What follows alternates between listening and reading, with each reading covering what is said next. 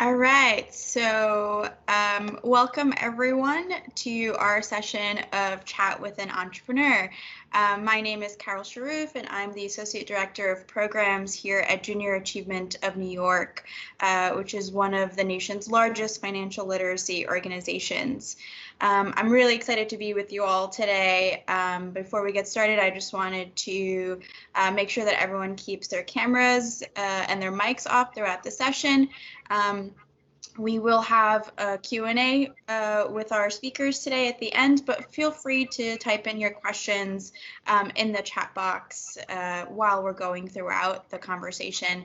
And for anyone who's new to Teams, I just wanted to draw your attention to the chat box. It's just in the middle of the screen. There's a bar. Hi, Devin. Welcome for joining us. I just wanted to have you guys please turn off your cameras. But it's great to have you here. So if you just thank you. All right, thank you. Welcome. I'm so happy to have you. So I'm really excited to introduce our guests for today. We have Kim and Stan. Kim Kaupe is the founder of the Superfan Company, a fan engagement agency creating products, programs, and strategies within the entertainment business. You might recognize her from Shark Tank, Instagram, or one of her LinkedIn learning courses. And next to her, we've got Stanley Meytin, who is the founder of True Film Production, which is a New York City-based video production company that's known for creative visual storytelling and brand building. They've both volunteered with Junior Achievement of New York in the past, and they've done excellent work with our students, talking with them about entrepreneurship, and that's what we're here to talk about today. So first off, I just want to ask, how are you guys? Doing well, excited to be here. Thanks for having us. Yeah, doing great. Thank you. Excited. Looking forward to it. Awesome. I know everything is really strange in the world right now, so I'm really grateful for you to take the time to be with us and to talk with us. So let's start off by getting a little bit of history about you guys for those who might not know. Kim, would you want to start us off giving us a little bit of background, touching upon your education, any previous jobs you might have had, and sort of the inspiration to start your own business? Absolutely. So I like to call myself an accidental entrepreneur. And I say accidental because I feel like so much growing up, the story that I would hear was that entrepreneurial people were the ones who had lemonade stands. They were the ones who were selling candy after school. They were the ones who had like babysitting businesses or lawnmower conglomerates with other kids in the neighborhood. And I was none of those kids. I never had a lemonade stand. I bought the candy from the kids that were selling it. So that was like how I saw entrepreneurship was, wow, thank God that person's selling all the pink Starbursts for 25 cents because I'm going to buy them. And so, I never planned on being an entrepreneur. I really wanted a corporate job. I really wanted to work for a magazine. I loved publishing. It was a super, interesting field for me and a dream I had always had. And so I went to college and was very determined to work at a corporate job, work at a magazine. And I did that for 2.5 years and then ended up switching from that to another job and coincidentally ended up meeting my co-founder and starting a company when I was 25. And I love saying accidental entrepreneur because I think even if you are in high school or middle school or college or out of college or you're 50 years old, it doesn't mean that entrepreneurship is over for you. And it doesn't mean that you can't do it just because you didn't have that young instinct. And so I started my company at 25 and that was 9 years ago. I'm 34 now and it's been a crazy, wild ride into entrepreneurship. I don't think I ever knew that you started out working for a magazine. That's pretty cool. Mm-hmm. Stan, how about you? I am the guy that was selling candy in 8th grade middle school What? for 25 cents. You would have been a great buyer, Kim. I would have been a great buyer. Yes, completely what Kim described as being the opposite of that. That was me. I was the guy who was selling the candy in junior high school. In high school, I was the guy who was promoting for teen nights and nightclubs and throwing my high school graduation party, to having my own flyer distribution business where at one point I was working for Sony Music and giving out flyers all over New York City, and I wasn't even 18 years old yet, to owning my own real estate business, to failing a bunch of different businesses, and to now having my own video production agency, which I started about 8-9 years ago, and I think I sold my first video for $300, and now work with all different types of big clients across the whole country, the whole world. That's awesome. Yeah, I guess I'm always interested in hearing about, people's backgrounds and how they got to where they are, and it's so interesting to have the contrast here. So my first kind of question about your business is, how did you know you had the right business idea? How did you hone in on what you wanted to build on? Kim, you want to start us off? Sure, I'll start first. I think my strategy of kind of getting into entrepreneurship was really dipping my toes in the water. And it's the advice that I give to a lot of other young people or people that are thinking about starting a business, is to sort of don't cannonball your way into the pool, like start at the shallow end. So maybe that's starting as a side hustle. Maybe that's working on the nights and the weekends and not quitting your corporate job. Keep sticking with an idea. And that's exactly how I did it. So my co-founder and I had the idea. We kept our corporate jobs and we worked nights and weekends on it and kept iterating, kept seeing if it was something that was going to stick. And after a while, we were working like crazy on the nights and weekends and finally realized, okay, I think that we're working hard enough at this that this actually has some legs. But I know some other people who go through that same process and they realize, actually, this doesn't have a lot of legs. Like, actually, this isn't taking up a lot of time on the weekends and no one's signing up, or not a lot of interest is there. And then you think, well, thank God I didn't quit the job that's giving me a paycheck every 2 weeks. So, unless you're independently wealthy, and if so, go you, quit the corporate job tomorrow. Most of us need that paycheck every 2 weeks. So it's important to, kind of explore your idea while not giving up the security of a corporate job. And I really felt comfortable doing it that way. And it's the way that I think for most people, being like the conservative, mom figure is, health insurance and 401k, like you want to stay as secure as possible as you start to like dive into entrepreneurship, because once you do finally cut the cord and go all in, you're on your own. So, hold on to that stability as long as possible. Okay. Once again, I have an opposite view. Like the opposite. Completely opposite. This is great. This is a great learning. This is a great panel. I mean, I do agree that, like, I think as entrepreneurs, we question ourselves on a daily basis, right? Like, we still question ourselves, is this the right business for me? Can I be doing bigger, better things? Is this the right strategy? Is this the time to pivot? So I do agree that you got to kind of keep going and fighting really, really hard and keep testing. Oh, Stan, we lost your audio. You're on mute. Sorry. Sorry about that. You're good now. Yeah. Okay, cool. So what I was saying is that I think you're always massaging the business, right? You're always trying to figure out, is this the right strategy? And you're always kind of tweaking it a little bit until you kind of say, oh my God, things actually just started clicking and now the business is growing, right? And I think a lot of people get comfortable in their business and they just kind of, put their hands behind their back and they say, you know what, now I'm making money. And they kind of get punched in the face really quickly because there's a competitor that's out there that's innovating and becoming better and becoming stronger.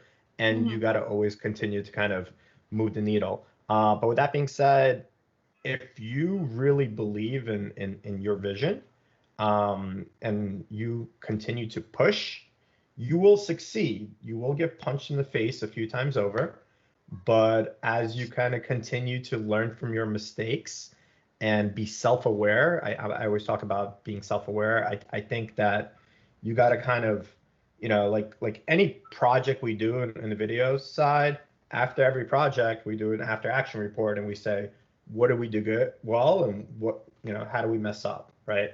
And if we're kind of auditing ourselves, we're going to continue to get better. If we don't do that, that's when we're going to kind of fail. Yeah, for sure. And so in those beginning stages, did you guys talk about your idea with the people around you, or were you a little more protective of it and sort of only telling a select group of people? And what do you think is maybe the best way when you're first starting out in terms of sharing your ideas? Kim, we could go back to you on this one. This is hard. I honestly, like, you would think after 9 years of entrepreneurship, I would have like a go-to answer for this, but the truth of the matter is I don't. I think it's hard, right? So for us, we talked to people that were in the industry because we're a B2B based business. So for anyone that doesn't know, a B2B based business that means business to business. It means that my company does not sell things directly to consumers. So, if you're a bakery, you sell the cupcakes to the consumer. If you are a socks brand, you sell your socks to the consumers. But my company sells to other businesses. So we don't sell to people, we sell to businesses. And so our sort of exploratory phase was talking to some of these other businesses and saying, if something like this magically existed all of a sudden, would you be interested? And the response that we were getting was, yeah, that sounds interesting. I'm intrigued. What would that look like? And so that was really something that we were focused on. But, we didn't have anything that was super proprietary or super secretive, which I know a lot of people do have that for their businesses. So they can't kind of do that exploratory investigative work, if you will. But I also think that it's definitely hard because as I sort of talk to friends and family, again, not people that were in the business, but just people in my circles, what you end up getting, and Stan, I don't know if you found this as well, but what you end up getting is people project their fears. And maybe because they love you, obviously they don't want to see you get hurt or fail or come under fire. They're going to try to discourage you. Can't you just stay at the corporate job? Can't you just, that idea sounds crazy, or I don't know if that's going to work. And so it's hard because, you want to find that support from people. And I think I had to reframe it a lot of times and realize that they're doing it out of love, which I know sounds so weird because you think if you loved me, you'd be supporting me. But they're doing it from a place of, I just want you to stay safe in like this little bubble. So when you're telling me you're going to go out of the bubble, I'm like, no, don't go out of the bubble. So it can seem negative, but it's hard. It's hard when you're just starting out, when you have some voices that are telling you, not to do something, especially when it's voices that you care about. So I know for me, it was talking to those other businesses and asking if they would be interested. Okay, makes sense. Yeah. Good news, Kim. We agree on something. This is good. Yes. So, I think that point of talking to your family members, right, it is not a bad idea, but not the greatest idea. I think it's talking to other entrepreneurs, right? Finding people that are experienced, that kind of gone through the trials and tribulations of being entrepreneurs and business people, and asking them for the most part, all successful business people are going to want to help, right? They love to help others because they don't want to see people make mistakes. So I think it's, I always say find a mentor, right? Find somebody that you could lean on and let them give you feedback, right? But when they give you feedback, ask a lot of whys. Why don't you like this? What can improve? And use that feedback and constructive criticism as a way to improve. I think a lot of people told, Mark Zuckerberg that he didn't have the greatest idea in the world, right? And look at him. So I think it's, people that understand the business landscape, they're going to want to help. They're going to want you to win. So, and getting that feedback is super, super important for you to continue to evolve the business and evolve your idea and take it to the next level. And, continue to you got to keep trying. You got to keep pushing it until you kind of find the right strategy and the right formula. Yeah, for sure. And I think both of you are great proponents of mentorship. And that's, I think, what makes me excited to work with you, because you do have that passion and that drive to pass it on. Whatever you've learned, passing it on to either the young people that we work with or, people in your networks, which is always great. So shifting gears a little bit, speaking about the landscape, the business landscape, how are your businesses adjusting to what's going on today with the COVID pandemic and sort of the economy not being what it used to be? I will get into that, but really quick, I just have to get on my soapbox for like 5 seconds about mentorship, because it's just such a passion point of mine, that if you are tuning into this call and you don't have a mentor, A, that's fine, B, work on it. But in the meantime, I have mentors that have no idea who I am. And what I mean by that is there are people that I follow on Instagram, there's people that I follow on LinkedIn, there's people that I follow on TikTok, all these different platforms that I think provide value and learning and education to me that is going to help me be a better leader, a better business person, a smarter worker in the workforce. And so that is a form of mentorship. And by the way, it takes 5 seconds to press the follow button. It's quite easy. And so, it doesn't have to be this big formal, we sit down 4 times a year and they grade my progress. Yes, that can be mentorship, but mentorship can also be, I follow Sarah Blakely, the founder of Spanx. I follow her on LinkedIn. I follow her on Instagram, and she is always posting books and podcasts and tips and tricks, and I absorb all of that. And so I would say Sarah Blakely is my mentor. Does Sarah Blakely have any idea who Kim Kaupe is? No, she doesn't. But I know who she is, and she provides me value. So, mentorship doesn't have to be this very serious, structured thing. So, and obviously Junior Achievement, an amazing resource that you should be following that helps with all sorts of tips and tricks and hacks and things that you can get involved with, like this call, a form of mentorship. So I think that that's really important. And, to answer your question about COVID-19 and the pandemic and what it's done to business, I think we can all agree it sucks. It's totally lousy.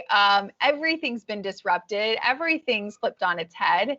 I know the majority of stuff that I do is live events, and we had music festivals like Boston Calling planned. We had big tours with Fall Out Boy and Michael Bublé planned that are all, out the window now and into 2021. And so, it's a big shift to say, how are we going to do this virtually? How are we going to do this from home? How are we going to do this from 6 feet? And so I would say for my business and actually my entire industry of entertainment, we're still figuring it out. You'll see in the news, people are starting to do things at drive-ins, where people stay in their car and there's a concert happening. I think we're still very much in the experimental phase, and entertainment, I think, sadly, will be one of the last things to come back, because sort of the whole point of going to a concert or an event is to like be near people and the vibes and the crowd. And so if you can't have a crowd, a little difficult to create a vibe. So I think for us, it's a work in progress. Yeah, same here. I mean, I think for the most part, every business has been affected by COVID-19. But I think in the very beginning, I was one of the people that said, you got to look for the opportunity that's out there. What's out there? How are people gonna, what are they doing? They're spending time in their home. We're having a virtual event right now where, we're all sitting in our homes and we're still able to communicate and we're still able to provide value to you guys. So there's always going to be opportunities. And I think that right now is almost the best opportunity to kind of figure out your business and how it could kind of withstand what happens next, right? Whether it's COVID 2020 or whatever is going to kind of attack us. Now we're going to be a little bit more prepared, right? Because we're going to be living in a completely different world. We are living in a completely different world and kind of what I like to call the new normal. The new normal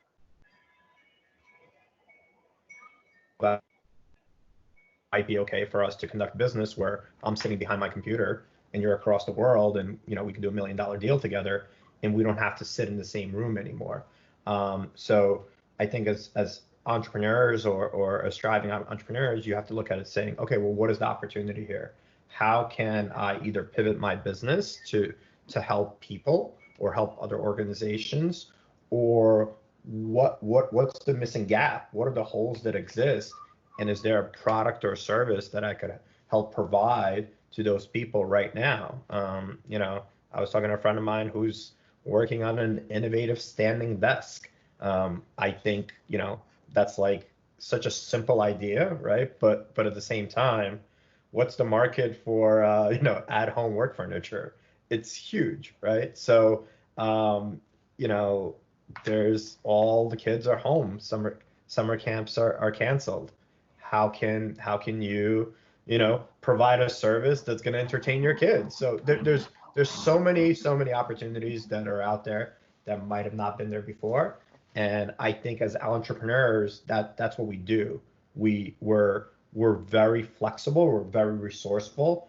We're reactive, and we understand how to kind of move very quickly, as opposed to big corporate where it's very hard for them to move. They need to have a meeting, where entrepreneurs could say, hey, you know what? We're going to kind of switch directions really, really quickly. And we're going to get this project done in 24 or 48 hours. I launched a new business during COVID. Obviously, I had to do that from perspective of my business took a big hit, but at the same time, I saw an opportunity where I could help people, and I was able to successfully do that. Yeah, I think COVID is going to provide a huge opportunity for new businesses, new ideas. I think people are going to be ready to hear what those new ideas are. And it's going to be super interesting. I mean, I don't know if everybody on the call has heard some of the sort of tales that were told at the beginning of COVID, that out of the last sort of recession and hard times, but companies like Uber bloomed and other big startups like Airbnb sort of were grown out of this hard time. And so I have no doubt that in 3 or 4 years, we'll look back on this time and we'll be like, wow, that was the start of XYZ company that's now huge. That it's only going to produce more entrepreneurs. Yeah. So just want to take a question from the audience here from Devin to break it up a little bit. They're asking, how do you balance your business work with your other activities? Which maybe there's not much of those happening right now, but previously, how would you balance, I guess, the work-life balance? I do a lot of time blocking in my calendar, and honestly, Devin, what that looks like today, what today looked like is my calendar said 7 to 8 a.m. exercise, So that was that block. 8 to 9, shower, eat breakfast, kind of get ready. Great. 9 to 10, answer emails. 10 to 11, get ready for this call. I'm on this call for an hour. I have another call after this for an hour. And literally, and I mean, I block everything down to like at 5 o'clock today, there's an hour-long break that says call mom. So I mean, I literally block everything, because what I realize is that if I look at my calendar and there's no exercise, or there's no dinner with friends, or there's no call a friend or call mom, then it just kind of doesn't happen, because I sort of get busy with other things, and I don't know. And then I realized 4 days went by and I didn't call my mom. And I'll be like, that was rude. My mom's awesome. I should call her. So I am sort of religious about time blocking. And I used to think that this was like weird and sort of a grown-up thing, but I met an 8-year-old over the weekend, and in her room, she had a time blocked calendar, and she was 8. So, and she was like meditating twice a day. Her calendar looked, I mean, way actually more life balance than mine, but it was very impressive. So that's how I do it. So I think work-life balance is super important. I think having a calendar and blocking things off is important as well. For me, I think it's prioritizing of what are the most important things. One of the big hacks that I picked up a few years ago was waking up super early in the morning. And I hated waking up early. I was like the guy who would stroll into my office at like 11 and stay up late. And I was like, I will never wake up early. And I have 3 kids, so I have to wake up early. But, but my plan now, now I wake up before my kids rise. And what I do is I have a morning routine where I do meditate, I do journal, I kind of plan my day. And I try to do the most important thing I have to do for work. So by the time, 7:30 rolls around and my kids wake up, I feel like I already got so much more accomplished than most other people, that even if I don't get to my big to-do list for the day, I feel like I'm having a pretty successful day. And, I think prioritization, as far as saying, what is the most important thing, right? What am I going to do today that's really going to move my business forward? There's always going to be a long to-do list, but, is going to the gym important? Is, spending time with family important? Is meditating important? Are these things going to help me become better? And the answer is yes, right? You're not going to solve all your problems in a single day. There's always going to be work. I used to look at people and say, oh, work smarter. That doesn't make sense. I'll work harder. But once you kind of actually figure out how to work smarter, you realize, wow, I might have only worked 4 or 5 hours today, but I got more done today than I used to working, double the amount of time. And I think that just kind of comes with practice and building habits and making sure that you are planning that personal time for yourself and your family, right? And I think personal time for yourself is super, super important, because if you don't have the right mental, like the right mindset and the right energy, it doesn't really matter. You're going to bring that negative energy to what you do in the workplace. So you got to make sure that you're in the right mind space. Yeah, that's great. I would also say, when it comes to time blocking, I even time block my Instagram and TikTok time, because these little things are deadly. You think, oh, I'm just, looking at a TikTok, wipe it down challenge for 5 minutes. Next thing you know, it's 25 minutes.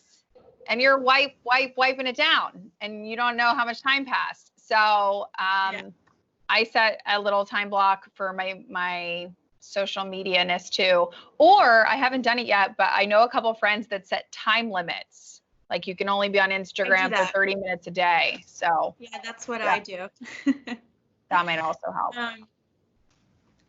Thank you. Good question, Devin, by the way. Yeah, Devin, awesome.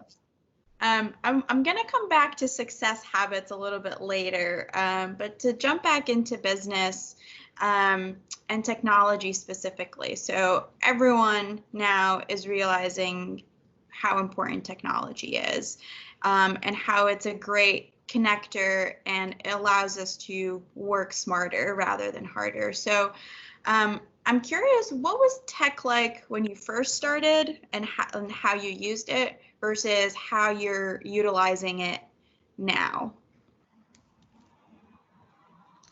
Oh, I mean, when I started the company 11 years ago, we might as well have been in the dark ages, right? Yeah. No Instagram, no Spotify. We were still downloading songs for 99 cents on iTunes. I mean, no FaceTime. Ridiculous. Yeah. So yeah, I mean, it's night and day different. And I would say, you know, Stan, I don't know what you think, but I would say even at this point, like year to year, I mean, they seem to be coming up with new plugins, new apps, new ways to do things digitally, new ways to say, I mean, Slack, what a game changer Slack was. You know, cloud-based documents where we can all be editing in one document at the same time, no matter where you are in the world. I mean, holy cow, that's amazing. That's totally changing the game. And Yeah. I know some students who are in documents with their teacher, where the teacher is editing as they're looking at it. I mean, that's incredible. So I would say, you know, I think technology is flying compared to when I first started 9 years ago. Yeah, I agree. And you know, it continues to change, right? There's new, I feel like now you're spending a lot of time trying to figure out what is the right technology, because there's new technology coming out every single day.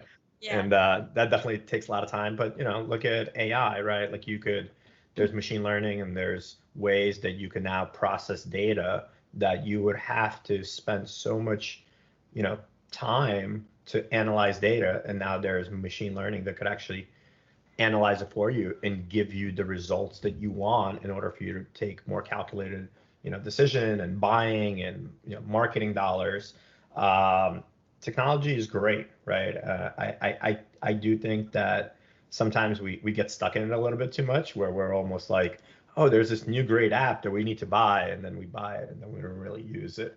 I do an app cleanse on my phone like every 3 months. I'm like, why did I download this? What does this actually do? And you know, probably at the time I thought it was like the coolest thing ever. But I, you know, and I kind of, to mirror what Kim said earlier, you now have the opportunity to you're a phone call away from anybody in the world, right? Like we know everybody's Instagram handle, we could find anybody's email, we could get as much information about a person as possible. So, you know, if we want to get in front of Sarah Blakely, or we want to connect with somebody, you know, we could do that. I think back in the day, I was just reading an article about a kid who faked being a reporter to get in front of Michael Jordan to interview him, right? And that was like such a big deal because he was like the one kid to figure out how to do that. But, you know, I think now with technology, we could connect with people across the whole world. We could get in front of anybody. And that is powerful, right? That is powerful, that we could go, you know, connect with somebody in Asia right now and, you know, learn their behaviors and learn what they're learning about and what technologies exist there, and, you know, bring that technology over here, right? Or Europe or whatever it might be. So we have those advantages. And I think that, you know, if we utilize them correctly, the opportunities are out there to become future entrepreneurs. Yeah. And we had a question from Jason, who was asking, what are your favorite digital tools for pitches and presentations? Or for presentations, like specifically? He asked specifically about presentations, but if you have a favorite digital tool generally, we'd love to hear about that too. I have so many. I think for presentations lately, I have been loving Canva, Canva. So I think that's a pretty great one. It's really easy to use. They're beautiful. It's simple. So I've been using that a lot lately. And in terms of just kind of digital tools that I love, you know, we talked about Slack earlier is a great one. I also use one called Evernote. Ever, like Ever, and then Note. I really love it because it connects to all my devices, whether it's my computer or my phone. I can jot things down and it syncs across everything. It's really simple. And so that's one that I use every day, multiple times a day. So for presentations, I've tried a lot of different tools. And honestly, I think like Google Slides is just the easiest to use. And I'm not as tech savvy as I would like to be. I love technology, but I'm not as great at it.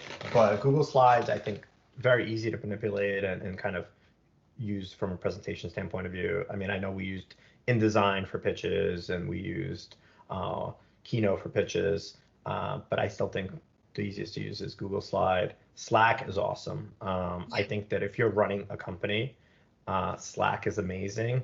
The tool that I've been using for the last 2 months, which has completely opened my eyes, is WhatsApp. I think WhatsApp is like incredible, and I'm not sure. Like people text me now and iMessage. I'm like, can you move to WhatsApp? Just as simple like to forward videos and photos and documents.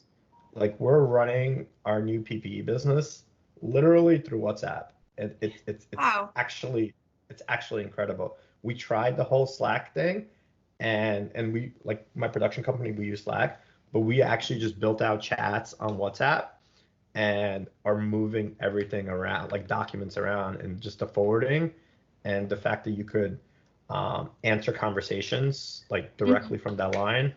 Yeah. It's so simple, but it works. I'm always surprised at how few people know about WhatsApp. I've been using it for years because I have family overseas and that's how we communicate. But yeah, I think it's a great tool. All right, so I want to take a question from the audience, sort of, I guess we're jumping a little bit back and forth here. So Giacomo, I'm sorry if I'm pronouncing your name wrong, but he's asking, how in your opinion can companies improve their selling strategies during this time? So maybe, what are some of your go-tos in sort of getting that new account and making that sale? Great question. I think for me, what I've been trying to do as much as possible is put myself, whether it's meditating or like put myself in the shoes of the client or the person that I'm going after, and what are they looking for, and what are their pain points, and what are their concerns, and what are their, like, every single thing that they might be thinking, could be a roadblock. I jot it all down, so it's on a piece of paper. Sometimes I think it's helpful when you actually have it written. I write it all down, and then I think about how when I reach out to them, I can automatically solve for some of those roadblocks, and I can automatically give solutions before they even say, well, I'm kind of nervous. It's like, I've already addressed that. I've already addressed it. I've already said, here's, and so I think that is a strategy that I've been not only using a lot lately, but I have found to be productive and helpful even when there's no COVID, just in general as like a selling tool, is really putting yourself in the position of somebody else. Yeah, I agree. I mean, I think you have to have a clear value proposition. You have to clearly understand what the pain points of your customers are. And I think right now, every single company out there has pain points. So you really need to clearly understand what those pain points are and how your business, your service, your product could actually help that. And communicate that clearly. I think now more than ever, people are actually willing to talk. They have more time. They're sitting at home, and truth be told, they're looking for that next innovation. They're looking for that idea that they could go bring to their boss and say, you know what, this might be our new marketing tool, or this might be, a product that we could really use. And I think Kim mentioned this earlier. I think, the approach doesn't always have to be let's sell. The approach could be like, hey, I want to pick your brain. You're the person that might be able to help me, and help me doesn't necessarily mean you have to buy my product. I want to ask you a question and say, do you think this product is a good idea? Do you think that, is this a pain point your customer might have? And maybe you're willing to give them the solution for free to try out. And if they like what you have to offer, they'll come back and buy that product and before you even try to sell it to them. I think sometimes we're kind of almost programmed that we need to be selling. And I think we need to be providing as much value as possible and just being able to have open conversations and be able to relate to somebody, right? Like, they're sitting in their son's room right now as well and doing a Zoom call, right? Like, or whatever it is, like they're able to relate to the same pain points you are because they're going through the same exact thing. So I think that's almost the advantage you have because now you could connect with them on that personal level because they're you know that they've been struggling for the last 3 months as well. Yeah.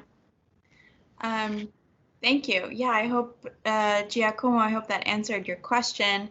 I have a few more questions here, but I want to encourage our guests and attendees to type in any, questions they have. We're just almost at time, so I'd love for Kim and Stan to answer your questions too. So if you guys had to give one piece of advice to a young person who is interested in entrepreneurship, what would it be? How can they practice entrepreneurship or leadership as a young person? I would say a great way to sort of get your toes in the water of things that I think are really helpful for an entrepreneur is one, definitely go after leadership positions at school. So for example, when I was in middle school, I joined student government. That was like a great learning lesson of just how do you work with other people and how do you step into a leadership role and how do you do that? So in middle school, it was student government. In high school, it was, and junior achievement, obviously, was something I was a part of, just different opportunities to kind of get your feet wet in that area. And then I would say also another skill that people don't realize you need in entrepreneurship, but that you definitely do, is that you should sign up for either, you can do it two ways if you're still in school, sign up for debate because it requires you to speak out loud in front of other people, or you can go like the drama route and sign up for drama or improv, because a huge part of being an entrepreneur, and if you've ever watched Shark Tank or any of these shows, is, well, give me your elevator pitch. Give me your 60-second pitch on your business. And if you're not used to speaking in front of people and having people look at you, and that can be really intimidating and really scary in a conference room or in a room full of people. But if you were in debate class or in high school, I joined drama, not thinking that it would help me later in life, but it did. That really helps because then you're not used to it, but you're more comfortable with speaking in front of other people. And so a large part of entrepreneurship, whether you are pitching clients, pitching future customers, pitching investors, you're going to be doing a lot of speaking about your product or about your service. So I would say those are two things that if you're still in school, I know it seems really weird because you would think business or something, but those areas I think would actually end up benefiting you the most. I would say listen. I think that's one piece of advice that I wish somebody would tell me, where kind of even in school, like I thought I knew everything and, like I could figure it out. And as I got older and kind of failed a bunch of times, I realized that I need to be able to listen to others and really, really listen to what they have to say. Sometimes we're listening to what we want to hear. But that same advice goes to, listening to podcasts, listening to audiobooks, whether we're on our way to school or we're in the bathroom or we're riding our bike or whatever it is, like we live in a society where we're doing 3-4 things at once, right? So, throw on some headphones, pick up a podcast, throw on YouTube, whatever it might be, and listen to the advice. I think every entrepreneur or a lot of entrepreneurs out there, their stories are out there, right? They're willing to share They're willing to be vulnerable. They're willing to tell you about those failures. And I think that if you listen, you're able to actually pick up on some of those things. But you should be able to want to learn as much as you could possibly, pick up and ask great questions. I think, just here, right? You guys are asking great questions. Don't be afraid to ask a question. Don't be afraid to ask for help. Shoot over an email to somebody and say, hey, I have a question. Now, if you ask a question, well, how did you make $10 million? I don't know if anybody's going to answer that, right? But if you ask them, a question that's well thought out and provoking and says, you know what, I'm going to help this, young guy out or girl and answer their question, and there might be some value in there for you. So I think curiosity is something that is, it is huge. And I think the fact that a lot of you guys are here listening to us speak, you're curious, why you want to learn, and that's you're already a step ahead of the game. Yeah, that's great advice. Do you have any podcasts that inspire you at the moment? I listen to a lot of podcasts. I would say there are some great ones for entrepreneurship. How I Built This is a great low-hanging fruit. Tim Ferriss, low-hanging fruit. So I would say if you're not already subscribed to those, definitely get on those podcasts. All right, great. Yeah. And Sam, how I built this is great. No. How I Built This? Yeah. Okay. Sam, I see your question. So as a young person without a lot of managing experience, how can I manage huge tasks and jobs successfully, specifically in the startup field? I would say to just ask for help. I think a lot of times the huge tasks, you think you have to do it all yourself, and you don't. I think that there's people around you, whether it's friends or family or a teammate or a student in your class who's doing the project with you. Ask for help and break it down into small bite-sized pieces. And like Stan says, maybe that's waking up an hour earlier each day or 2 hours earlier to kind of chunk away at it. But I would say ask for help. Yeah, I would say break it down. Make sure you break that down. So like the biggest kind of misconception is everyone is setting goals and they're trying to, I want to lose 20 pounds. And the first day they go running and they try to run 10 miles and they fall flat on their face, right? It's kind of like, okay, let's start out with running a quarter mile. And the next day we might run a half a mile, and then we might run a mile. And then we're going to kind of slowly hit our micro goals until we eventually hit our big goal. I think that's just, as a society, we all want the grand slam, right? But, one of the greatest baseball players in history is Derek Jeter, who hit a whole lot of singles. And, I think that you have to be okay with hitting those singles because they add up to a lot of runs. And if you kind of break that down from a goal perspective or from a task perspective, we wake up in the morning, we're like, wow, that's a really big task that I don't want to do. And we procrastinate and talk ourselves out of it. But if it's, I want to write a book, if the goal every day is I want to write a book, you're not going to write a book. But if the goal is I want to write one page of my book, everybody could actually wake up in the morning and, write down one page, and then you keep building on that. Yeah, I really like the idea of micro goals. And then sort of going back to your suggestion earlier of prioritizing and getting the most important stuff done first. So we've got a question from, I just lost it. From Arav, who's asking, we're saying, I'm trying to grow an Instagram page and create a community for people who code. It's been effective for 3 months, but the growth is kind of slow. What tips would you provide for growth on Instagram, which is such a, great, selling tool and business tool these days? I would say if you haven't already, read the article. I don't know who wrote it. I'm blanking. It's either called 100 True Fans or 1,000 True Fans. Maybe it was Seth Godin. I'm not sure. But I would rather have 150 people that actually care and actually engage with my content than 15,000 people who don't care and who are not engaging with my content. So I would say 150 is amazing. And sometimes that's all you need. And you can't look at the slow growth. You have to look at the quality of growth. And I would also say, look and see and make sure that the information you're sharing is, again, shareable, things that people want to share, that they're able to send that to a friend and say like, hey, did you see this? This tool, this app, this coding conference, this, tip.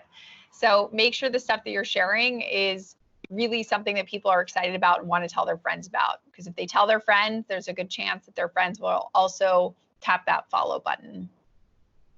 Yeah, provide that value. Make sure the content you're providing is, the most interesting content out there.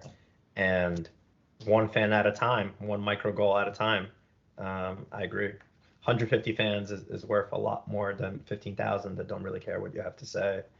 For sure. Because they're the ones that are going to, help get your name out there and help build that community. Yeah.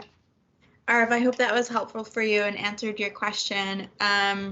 Another question we have is from Vishal, who's asking, when you start a company, how do you decide what part of ownership you're going to hold on to and what part your partner will take? So I guess is that a conversation that's had? Is it sort of like implied sometimes?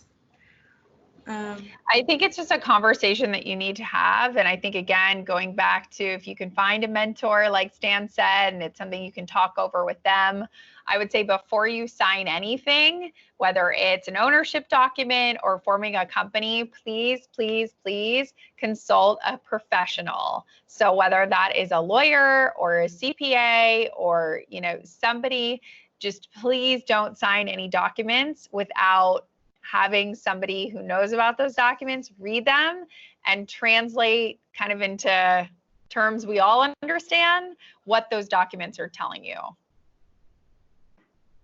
Yeah, and make sure that, I think you should be able to have that open conversation with your partner. If it's an awkward conversation, it might not be the best partnership, and that might kind of start your relationship on the wrong foot.